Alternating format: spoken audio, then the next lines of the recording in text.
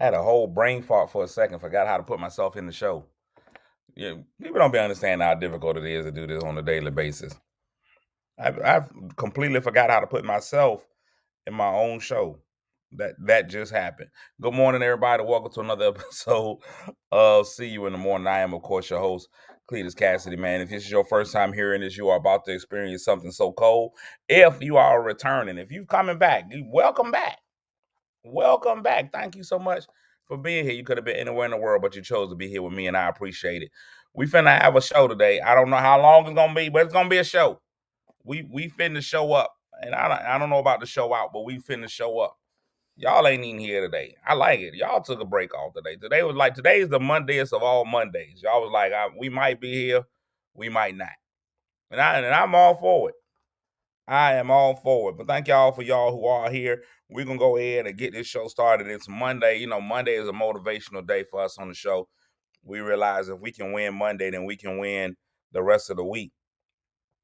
So that's how we start off on Monday. So let me go ahead and speak to y'all who are here. The people who came in and spoke, that's what I do. The first three people that speak, I speak back to them.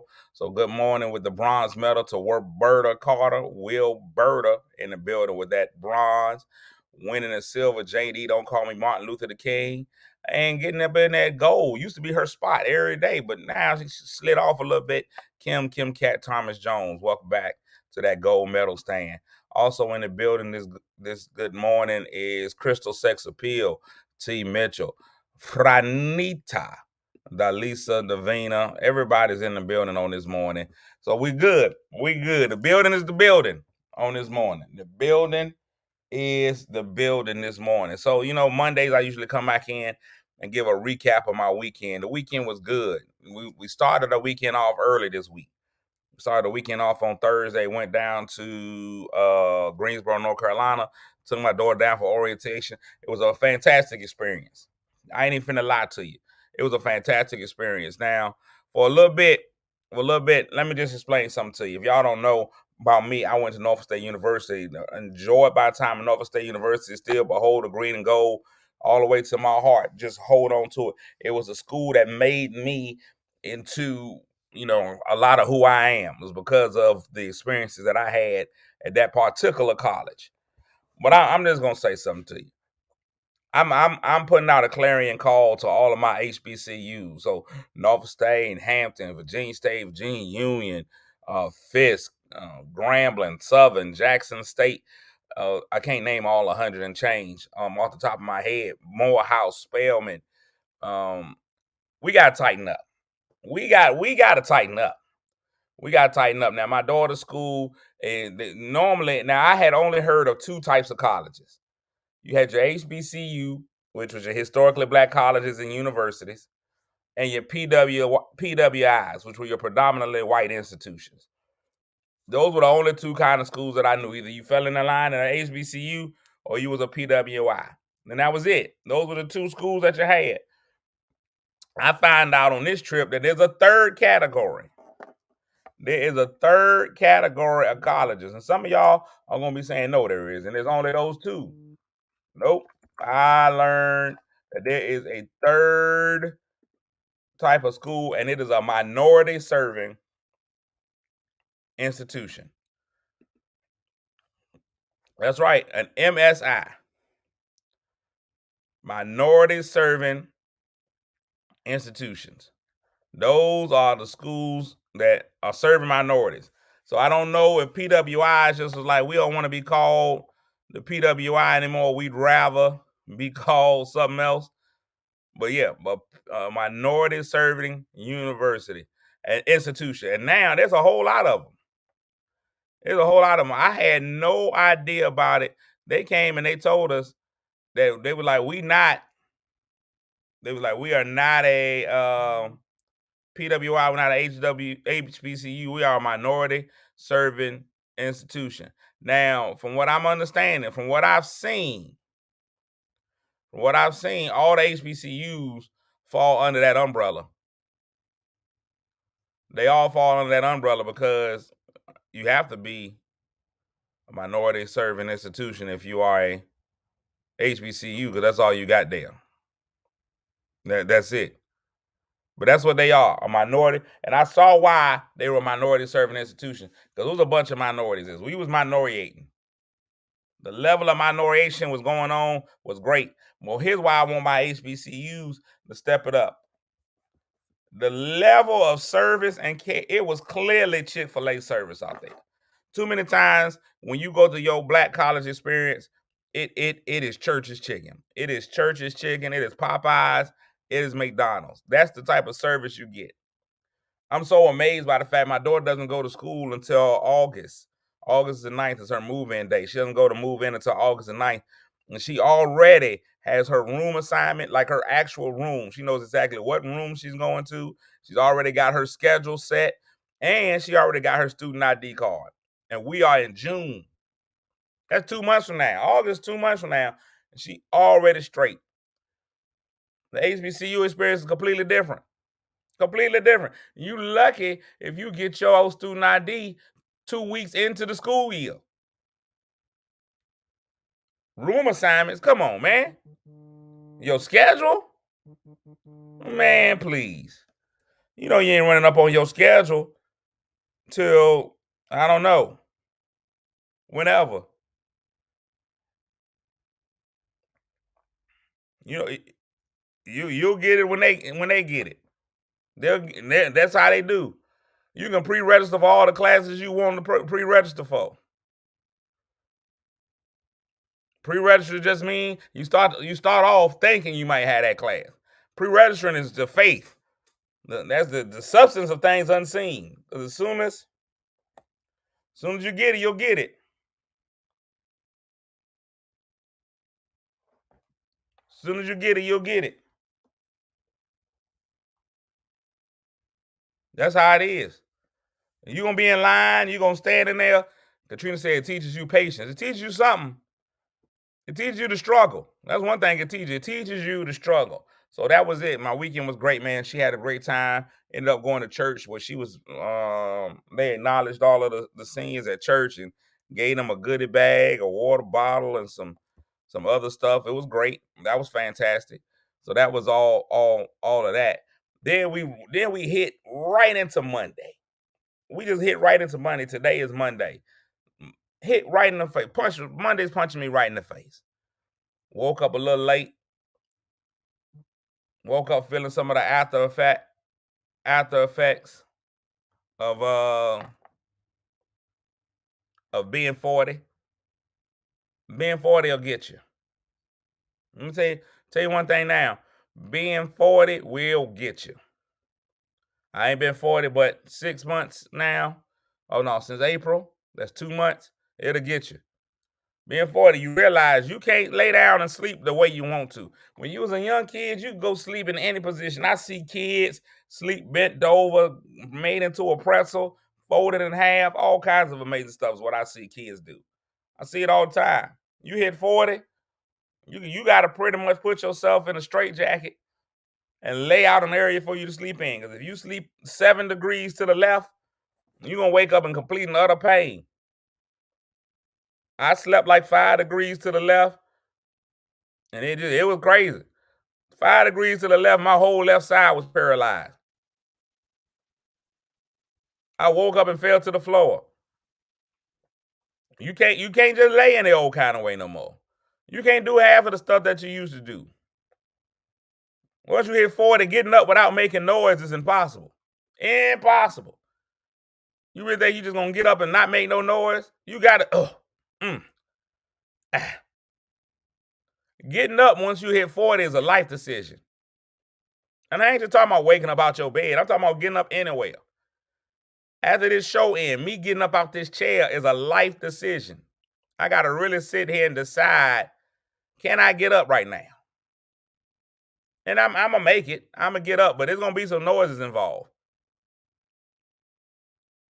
Each time you get up from a seated position, once you hit 40, it sounds like a kidnapping. It's a tussle every time. You versus gravity. The two of y'all don't get along no more. You and gravity. It just don't work like that. Y'all, the two of y'all can't make it. Y'all can't exist in the same place.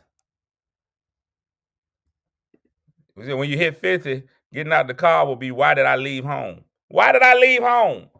These are the discussions you got to make. That's why I swear I'm going to keep having me a truck. Just because I got a truck, getting out the car, I can pretty much just let my legs fall out. No, and I just swing my legs over to the left.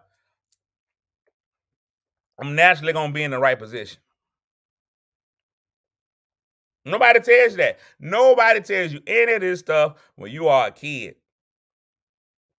When you are a kid, you can't wait to be a grown-up, and it's for silly stuff, so you can stay up all night. Kids, you just want to be a grown-up so you can stay up all night and so that you can have the appearance that can't nobody tell you what to do. And you realize as an adult, there's always somebody telling you what to do. Even as an adult, always got somebody telling you what to do. Set some kind of regulation, some rule, doing something. You got to go a bunch of places you don't feel like going, like work. Childhood is what you want.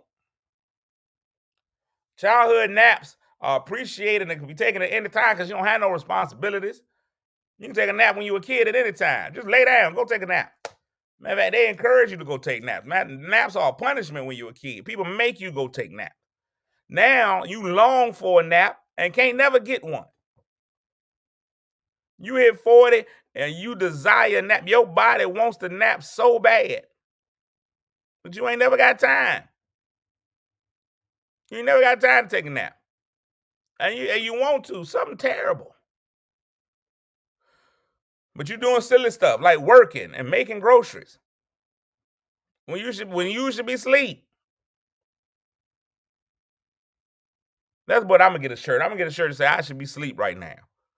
Now this is about the 50,000th shirt I done said I should get on this show, and I ain't got none of them.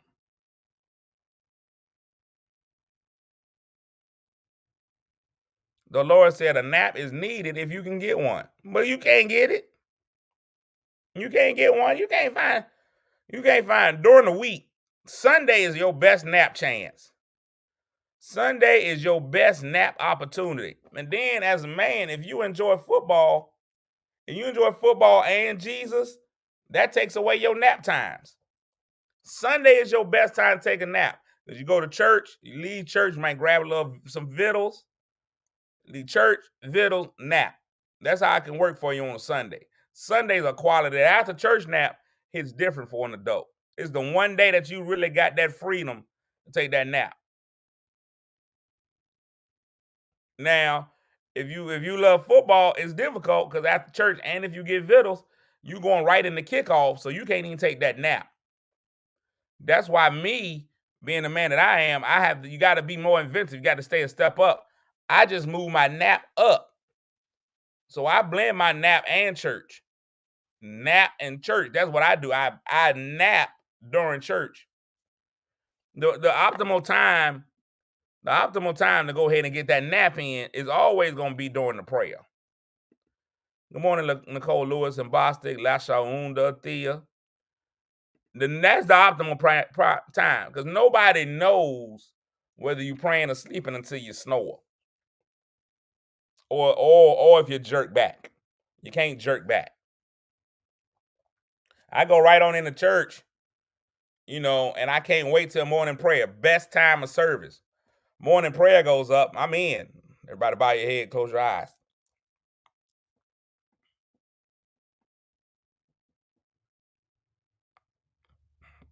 You see this right here? There's no difference in posture from nap and prayer. Nap and prayer. Now, what you got to train your body to do is to occasionally throw up a praise hand.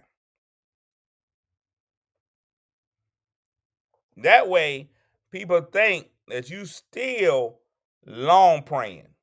You don't know. People don't know. Now, I witnessed something at my church yesterday that I think I might have to do in the future. A lot of people not on the new nap methods. You gotta have the right methods for it. Yesterday, I noticed in church that when the ladies would come up and they would go to the altar, they would bend down at the altar and they would immediately get cover. I think that's when you start taking your naps to the next level. Ladies, if y'all church can participate in it, I don't know if they do it for the fellas. I'm a C. I'm gonna go up one Sunday, and I'm gonna get the full nap experience in. I'm gonna go all the way up to the altar, kind of lay right up there. I know that they're gonna put a cover on me. Now, if you want to lay prostrate, that's gonna get you your best nap. If you a stomach sleeper, go right up to the front of the church. Now you got to go in the right position. Here's where you got to start. You got to start here. You start here. You lay down flat on your stomach.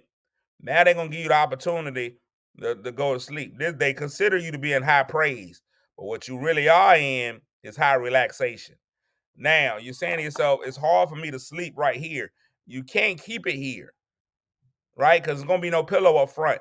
Bring your hands into the pillow of perfection. Hands across, head down. We're here now. And they've covered you up. Ladies, y'all got it easy. Y'all can go up and y'all can be in the two knee forward position with your hands here. They're never gonna question you. And nobody's never gonna limit your time. You can be up there as long as you want. And they're gonna make it easy for you to fall asleep because somebody gonna come in, it's gonna be an intercessor that's gonna come in, you're gonna be down there, and they just gonna be, it's all right. It's so this right here, this rub on your back right here, perfect sleep. It's all right, baby. Let them use you. This is the same thing you do to a baby to get a baby to go to sleep. Come on. It's all right. Praise through it. Praise through it. Yeah. Yeah. Yeah, I'm helping somebody today. Move your nap up. Move your nap up. What else I got for today? I told y'all I'm not gonna be on the show long. I gotta write a speech today. If y'all know anything about me, I'm extremely shy.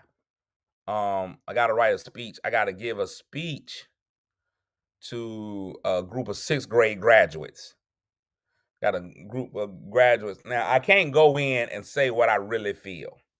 I'm glad that they started to take the word graduation off of some of these things. I'm a huge dissenting adult. I do not agree with preschool graduations. Why are you putting these preschoolers in caps and gowns?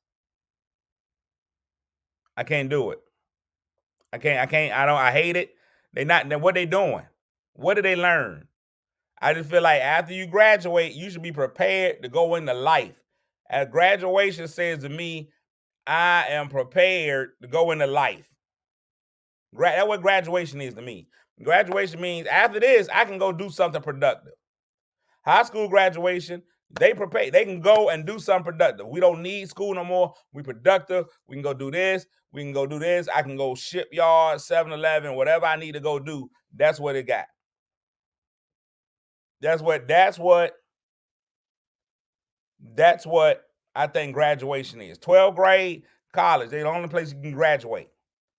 Pre-K ain't no graduation. Get them kids out of them cap and gowns in pre-K. Get them out.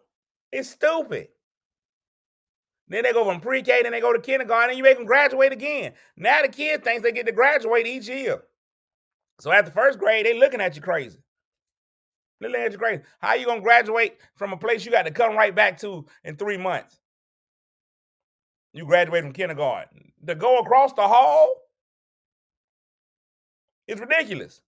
Stop giving these kids all these graduations. And then you get all the way to 6th grade, and you have a whole nother graduation. Why we graduating 6th grade? Why?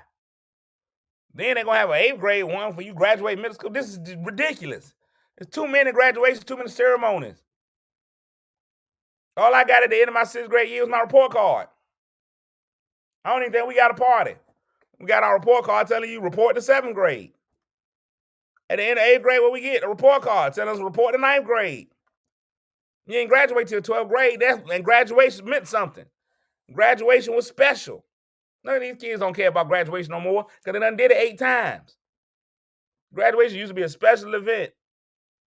It was the only time you did it. You had something to look forward to, something to work towards. You ain't got to work towards nothing no more. The way they do it now is as if you was playing a basketball game and they give out a championship for each quarter. You got a whole game to play, but after the first quarter, If you complete the first quarter, you get a certificate for completing the first grade. And then second grade, you get a halftime certificate because you made it a halftime, then one for third grade. Now, whether you win at that fourth quarter, whether you win at the fourth quarter or not, it don't even matter no more. Now the fourth quarter came. Who cares if you won the game? We done got certificates for every quarter. Let them win the game, then give them some celebration. Celebrating progression. What we celebrating progression for? Ain't preparing them for nothing. You one of them parents. You probably just a parent that enjoys going to all of those. And I don't care if y'all enjoy or whatever. It just ain't for me. I ain't gonna never crush the hopes and dreams of the people that they enjoy it. Y'all enjoy that kind of stuff. I just feel like it ain't that big a deal. And then every time y'all have a celebration, it costs me as a parent. They got pre-K celebration. Now the kid had a whole celebration in school. Now your kid looking at you like, can't we go to dinner or get a gift or something? Now you got to buy something for that child. Then you got to do it again in kindergarten, 6th grade, 8th grade. No. You gonna start getting celebratory high fives. That's all you're getting. You're gonna get me in there taking celebratory naps. So I gotta go speak to a group of 6th graders today, and they moving on, whatever they call it, their promotion ceremony. I gotta go and speak to those 6th graders today. I don't know what to say to 6th graders. Let me tell y'all why. 6th graders don't care. They don't care what I got to say. People ain't there to listen to me. I gotta come in and talk about TikTok or something.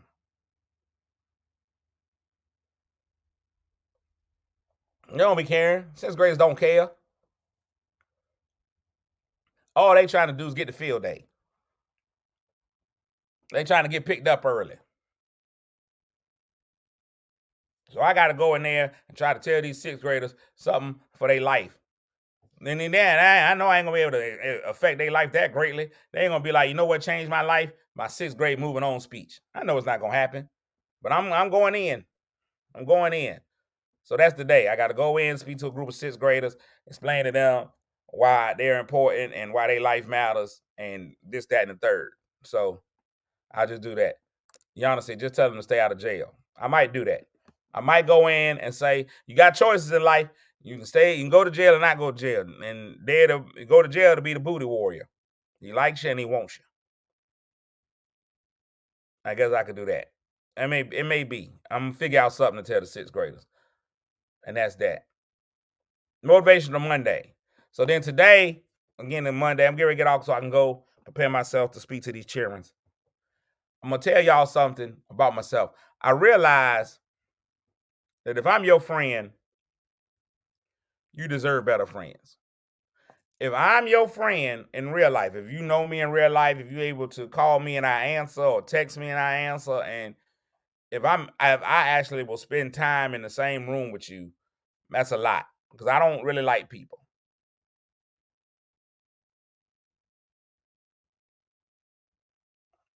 I really don't. I'm really not a big fan of people. People be peopling. People are alright if they did people. People be peopling.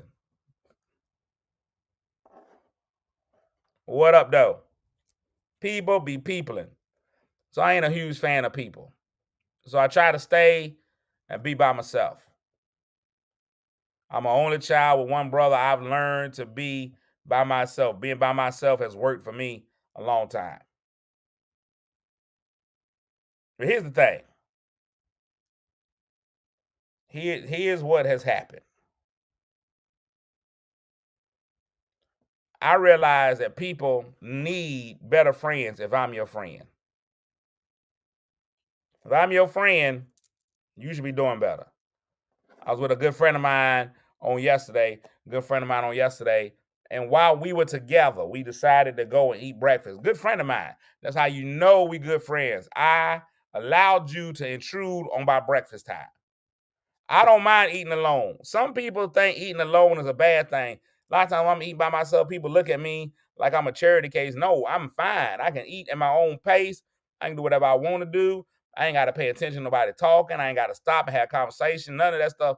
Eating alone works for me. I'm fine. Eating alone is great. And I can control the bill amount when I eat alone. There's no pressure. I already know I'm paying for me. I'm getting out of here. I enjoy eating by myself. But I went to breakfast yesterday with a very good friend. We sat, we ate breakfast, and it was already a lot of struggle because when y'all are eating together, y'all got to sit at the same table. So it was already two men. So there was a fight right there because both of us didn't want to sit with our back to the door. So somebody had to be the alpha man and win. He's older than I am. I almost let him have it, but then I realized, no. If anybody got to go, it should be him. He should go first. I just be the warning. My eyes are probably better. So I sat without my back to the door. I could see the door. So we sit, and because we both got the table at the same time, I had some other people who saw me I needed to go speak to. I went to go speak to them first. So as I'm speaking to them, he getting impatient because I ain't at the table. But I'm like, I don't date you though. So I can get there when I want to get there. You don't dictate when I get to the table. So we get to the table, we sitting and we talking, we having a good time. Breakfast is going well. Breakfast is going well, right? So as the end of breakfast, and I know we going Dutch. I know I'm not paying for him. He's a grown man. He's got his own, he works, he does well. And he's black, so I know he's not gonna offer to pay for my food. My white friends, I know what it feels like to be a woman. When I go out with my white friends, I make the courtesy reach for my wallet, knowing they're gonna tell me my money's no good here. Your money's no good here. I've got it. Your money's no good. I already know it. That's why you always keep you at least one or two white friends for free meals. They'll always pay for your meal. It's what they do. They don't believe in going Dutch. One check, one band, one sound when it comes to the check. Your black friends are splitting the gratuity. So they want to split the tax in half. The tax was 54 cents. So that's 27 cents for you, 27 cents for me. That's how they do it. So I go to breakfast, sitting down, I'm eating lunch. While I'm sitting there eating breakfast, while we're sitting together, my friend was like, can you bring the check? The waitress begins to bring the check over. As a matter of fact, she didn't even have to leave to bring the check. She can pull it right up on her little machine. As she's pulling up the machine, my friend gets a phone call. During that phone call, he finds out that a dear close family member of his passed away. Right there during that call, right as the check is coming. This is the time where my good friend sense should kick in. This is when I should realize that as a good friend, I need to extend some consoling words, be a voice of reason, do something nice, say something that could really endear him and let him know that I'm here for him as a friend. But my mind was overtaken with thoughts of, man, do I now have to pick up his tab too? Because I saw the emotion on his face. So I was like, man, I should probably pay for his food. That'll make him feel better. But I also didn't want to pay for his food. You know what I'm saying? Like that, it was, I went in with an amount I was prepared to spend, and that was going to put me way beyond it. So as a friend, I didn't know what to do. Do I pay for his food? Or do I wait a minute, And so what I did was I just made it seem like I just dropped my card. I was like, oh, man, I'm so sorry. So sorry. Hey, man, just take a minute to do whatever you need to do. When I told him take a minute to do whatever he needed to do, that was a moment for him to cry, walk out, or whatever. But he's like, no, I'm going to just go ahead and pay for my food and be out. And I was like, thank you, Jesus. I'm like, yes. Once he said, I'm going to just go ahead and pay for my food and be out, I was like, God, you heard my cry. You heard exactly what I was thinking, because I didn't know whether he was going to expect it of me. But once I heard him say, I'm just going to pay it and go, right then I knew that there was a God somewhere. I knew God favored me, So I didn't have to pay for his food. I didn't, because I was concerned. I was really, really, really concerned. Why are you embarrassed, Tam? Roberta's praying for me. I don't understand what did I do wrong? I'm confused. What did I do wrong? I'm just telling y'all how I felt in the moment. Now, once both checks were paid, I hit them immediately with, if there's anything I can do, you just let me know. You know? But the check had already been paid then, so I knew that took that out of the equation. So I was good with that. I was good. Once I figured that part out, I was like, okay, I'm good. I'm good. It was gonna be rough. Paying the check was gonna be hard. That was gonna put me in a place of mourning. That was gonna put me in a place of mourning. I didn't celebrate at the table. I didn't, Yana. I kept it inside. It was an internal celebration. I think you may have been able to see the joy of the Lord on my face, but I didn't express it, you know. My heart, there's only one. My heart's in the wrong. There's only one place my heart can be. It'd be right there. Which is funny because my granddaddy's heart actually was on the wrong side of his body. His heart was in the wrong place his whole life. It was crazy. All right, that's it. That's all I got. That's all I got. Also, I'll say this. This is the last thing. This is the last thing I'm gonna say. About why I'm a bad friend. So also yesterday, I'm texting one of my homeboys. His son is playing basketball. His son was playing a basketball game. It's a big game. His son hit a winning game-winning 3-point shot as the buzzer ended. You know, but send it out, right? He's texting me. He's like, "Hey man, if you near here, man, come check out the game." I wasn't. I was in church. I was like, "I can't." Jesus, and he be getting in the way of a lot of stuff. So I was like, "I can't come to the game because of Jesus. Jesus hates basketball." So I was like, you know, just keep me posted on what happened. And so he sent me a text letting me know that his son hit the game-winning 3-point shot, right? And I was like, okay, cool. So apparently he's so excited about it that he forgot that I was the last person he texted. And he started texting his wife. In his mind, he's texting his wife, but he's actually texting me. Now, I could have been a better friend, and after the first 4 texts, let him know, hey man, this ain't her, it's me. But instead, I just kept playing along, you know. So for a little bit, his relationship was in jeopardy because you know he had hit me up with a "Hey, I love you," and I was like, "Oh man, that's crazy." And so when I know that, "Oh man, that's crazy," kind of threw him off because you know the wife is supposed to be, you know, back. He was like, "Well, I mean," he was like, "So what you mean?" I was like, I was like, "I love you, but I'm not in love with you." And then he was like, he sent me like the question marks. And I was like, I mean, that's just how I feel, man. I mean, you know, you're not my type. And that Jay was crazy because he's now, I can feel him getting kind of emotional that he's getting his breakup text out of nowhere. And so then he was like, hey man, he's like, hey, I'm getting a call from your dad. Can you call him back? And I was like, my dad? He's like, yeah, he's calling me. And I was like, so what do you want me to do about that? There's nothing I can do. He's like, call him back. It's loud in here. And I was like, I can't call back, you know. I don't know how to call. I don't know how to reach him because he died in 1994. And then he realized who it was. He was like, my bad, dog. I thought I was texting my wife. Yeah. So that's it. That happened. I'm a horrible friend. Horrible friend. And people don't be believing me when I say stuff. Y'all be thinking I'm making this up for the jokes. It don't be for the jokes, people.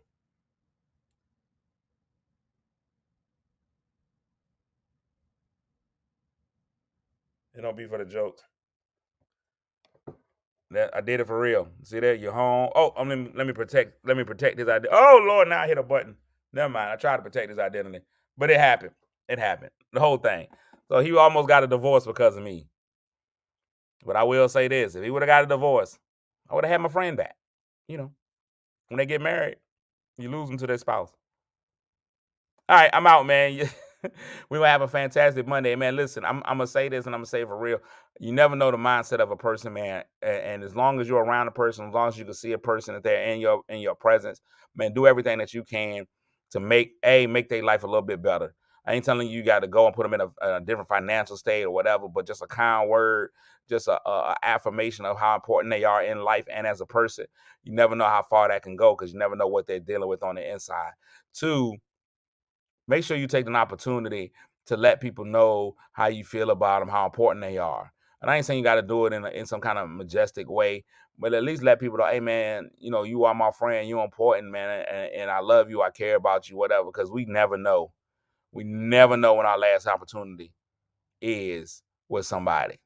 We never know. We all plan to be here tomorrow. I don't know anybody who's like, man, today is it for me. Today, no matter how old you are. People 100 years old got plans for next month. Right now, somebody 110 years old already out there buying Christmas presents early. It happens. So we gotta make sure, man, that we keep in contact with people. We stay motivated. We stay pushing. Enjoy our lives, and be positive in the lives of others. Enjoy your life. Be positive in the lives of others, man. And I think that can change a lot what goes on in the world. So enjoy your life and be positive in the life of others. And if you're going through, if you don't know what you can do, if there's things that's playing on your mind, your soul, your spirit, man, hey, man, I'm gonna tell you what. Find somebody you can talk to about it. Realize that you are not alone in this world. You're not.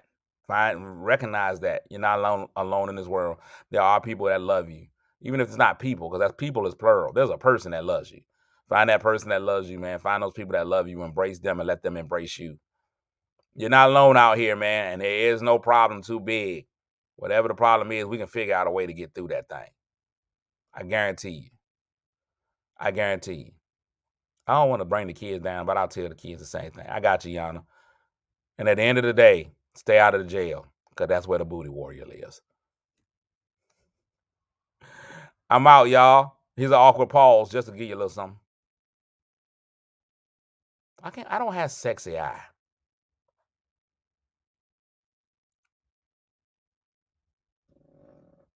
I think I farted. I don't have a sexy look. All my looks just look sleepy. Like I can't see. I think all my sexy looks include me closing my eyes a little bit. Now I look confused. That's not sexy. That's confused. Maybe if I lift an eyebrow. No. Just one eye. Wink. No. Oh, the lip bite. No, not doing it. Cause see, that just look like that's just over lip fat. You see that? It just look like I got lip fat spilling out. I'm gonna work on it. I'm gonna come up with a sexy face. I don't have it today, but I'm gonna get it. I try to do one eyebrow like The Rock. It look like I got something in my eye. Okay, I'm out. I'm here having a stroke right in front of y'all, and y'all don't even know the signs of stroke. I was having one. Y'all ain't even called 911. All right, I'm out.